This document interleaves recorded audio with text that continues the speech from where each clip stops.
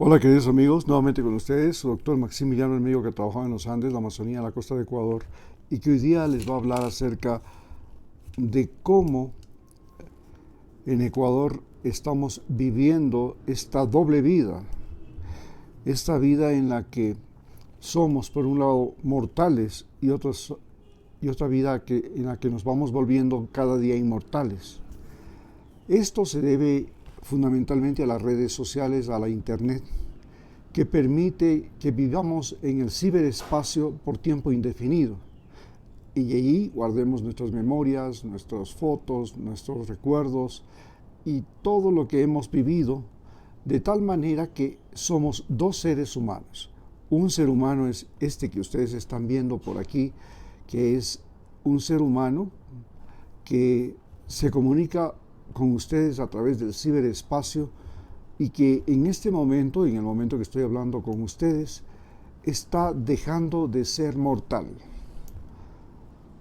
Lo que yo les digo a ustedes, lo que yo opino, lo que yo pienso, quedará en la internet, quedará en las redes sociales, quedará en el ciberespacio por tiempo indefinido. En tanto que mi cuerpo, como ustedes ya ven, va envejeciendo y mis facultades físicas y mentales se encuentran disminuyendo, quizás a menos velocidad que Donald Trump, pero probablemente al final del camino Donald Trump y yo nos iremos a encontrar debajo de la tierra, o igual él también es un ser que se está inmortalizando, es un presidente de los Estados Unidos que a través de las redes sociales, del internet y de todo lo que es esto de la comunicación del siglo XXI, va a vivir por los siglos de los siglos. Amén. Pero vale señalar que lo que es en este momento vivir en Ecuador, hay que entender que en Ecuador nosotros hemos vivido una transición muchísimo más brusca de un mundo donde los seres humanos vivían específicamente en un país, y en este país era un país subdesarrollado, donde la mayor parte de la población no tenía agua potable, electricidad, educación, carreteras, telefonía, internet satelital, sino hasta el año 2015, 2010, es decir, hasta el gobierno de Rafael Correa. En el gobierno de Rafael Correa, el Ecuador y los ecuatorianos entramos de manera brutal y de forma tremendamente brusca a otro mundo, un mundo donde se tenía televisión satelital hasta en el último rincón de las montañas, había electricidad hasta en el último rincón de la selva. Teníamos internet y tenemos internet hoy en todas partes, inclusive los pescadores que están en el océano tienen internet. Esto, sumado a las olas migratorias, que en un principio fueron primero de ecuatorianos, que salieron fundamentalmente a Italia, España y luego a los Estados Unidos desde el año 2000, pero comenzaron a retornar desde el año 2010 hasta el año 2021, en el que nuevamente el Ecuador cae en una debacle, y en esta debacle que estamos viviendo ahora, el problema comienza cuando en el año 2016, 2015 y 2014,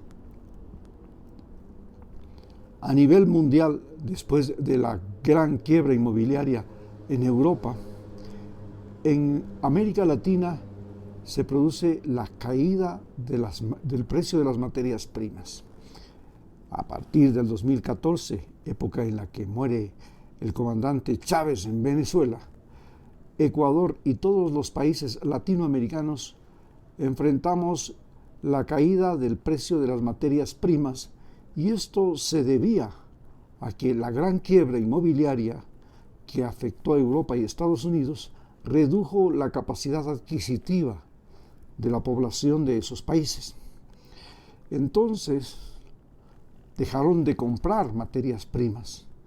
y esto afectó severamente a todo lo que es América Latina y sobre todo a Ecuador. El precio del petróleo cayó, y al caer el precio del petróleo, esto se convirtió en una debacle. Y a partir del precio del petróleo también cayó el precio del cobre, el precio de las frutas, el precio del camarón, la carne, las flores y todo lo que el Ecuador exportaba. Hoy estamos viviendo un remesón en el que el precio del petróleo nuevamente ha vuelto a caer después de que tuvimos un pico debido a la guerra entre Israel e Irán y un poco antes, pero ahora nuevamente los precios del petróleo que están por los $60 es lo que más nos golpea en el presupuesto nacional, en tanto que los precios de las otras materias primas como el cacao, especialmente el cacao, han aumentado brutalmente su valor hasta en 10 veces lo que se vendía, debido a una catástrofe biológica que ha sucedido en África, donde las plantaciones de cacao han sido atacadas por virus, por enfermedades. Hoy el banano ecuatoriano especialmente ha comenzado todo por el problema del verde, que se llama el barraganete, el verde, y luego ya se está extendiendo a las plantaciones bananeras. Nos vamos enfrentando a que el boom del banano, que es el que le llevó a la presidencia al presidente Daniel Noboa, comienza a resquebrajarse, y además el cacao y el camarón comienzan a ser los productos más rentables que exporta Ecuador frente a esta caída del precio del petróleo. Con estas circunstancias, nosotros los ecuatorianos, que cambiamos de ser personas que para vivir no necesitaban el celular, no necesitaban el internet, no necesitaban la comunicación en tiempo real,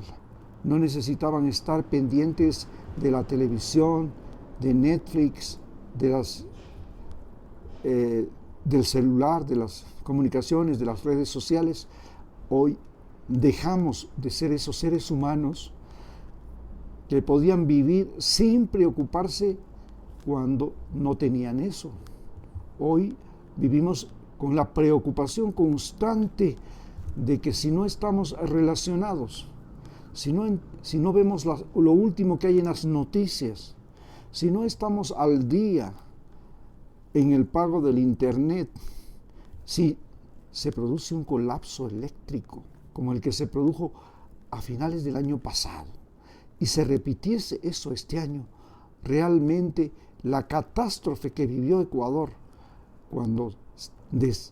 el invierno desapareció y las lluvias desaparecieron y llegó un verano terrible con una sequía prolongada que prácticamente puso fuera de funcionamiento a las más importantes centrales hidroeléctricas del país,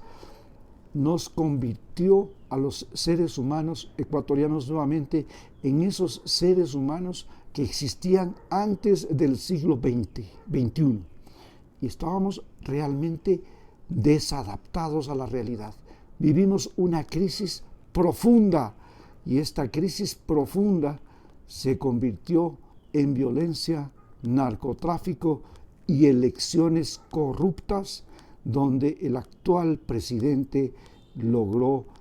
coronarse, ser presidente, violando todas las reglas electorales. Muchas gracias.